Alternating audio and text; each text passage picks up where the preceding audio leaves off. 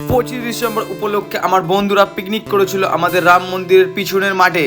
তা আমি দোকানটাকে ওদেরকে হ্যান্ড ওভার করে আমি চলে এসেছিলাম একটু পিকনিকে একটু মজা নেওয়ার জন্য, কারণ রাম মন্দির একদমই লোক ছিল না সেদিনকারে। হ্যালো এভরিওয়ান, কেমন আছো তোমরা সবাই? আশা করি সবাই ভালো আছো। আমি বললাম শুভ, আমি একটি ছোট্ট চায়ের দোকান চালাই সিলিকন ভ্যালি মোড়ের সামনে। তো গাইস, আজ হলো 25 ডিসেম্বর। আমরা 25 ডিসেম্বর সকালবেলা দোকানটাকে খুলে নিয়েছিলাম আমি আর সূর্য, আর কার্পেটটাকে পেতে দিয়েছি। নতুন কার্পেট পেতেছি দোকানে, অনেক কাস্টমার আসে যাতে ভালো বলে, এটার জন্য সব কিছুই করা। জাস্ট লোকে খাক, রিভিউ দিক, দাদা তোমাদের চাও ভালো, ম্যাগি ভালো, মোমোও ভালো, এটাই আমরা চাই, আর কিছুই চাই না। 3টে দোকান জব জব করে গোছানো হয়ে গেলে আমার বান্ধবীও চলে এসেছিলো আমার দোকানে। একদমই ফাঁকা ছিল, কিন্তু বিকাল হতে অনেক অনেক দূর দূরান্ত থেকে মানুষ আসছিলো, অনেক ভাইরাও আসছিলো 25 ডিসেম্বর উপলক্ষে।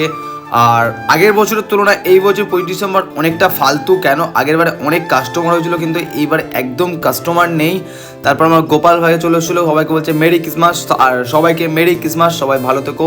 আর একটু লেট হয়ে গেল ভিডিওটা আপলোড করতে। তারপর কিছু কিছু ম্যামরা এসেছিলো, তার ম্যামদেরকেও মোমো দেওয়া হয়। আশা নিয়ে এসেছিলাম যে 25 ডিসেম্বরে অনেকটা বেচাকেনা করবো আর অনেক কিছু ভেবেছিলাম, কিন্তু সেই ভাবনায় জল ঢেলে দিল।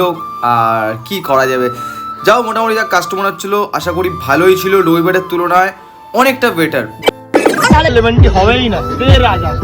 সুজয় এখন দুধ চা খাওয়া ছেড়ে দিয়ে এখন লেমন টি ভক্ত হয়ে গেছে। আর তোমরাও আসো, এসে আমার দোকানে লেমন টি আর দুধ চা ট্রাই করো। আর রাত হয়ে গেছে, দোকানটাকে অফ করে চলে এলাম বন্ধুদের পিকনিকে, একটুকুনি মজা করে বাড়ি চলে যাবো। টাটা।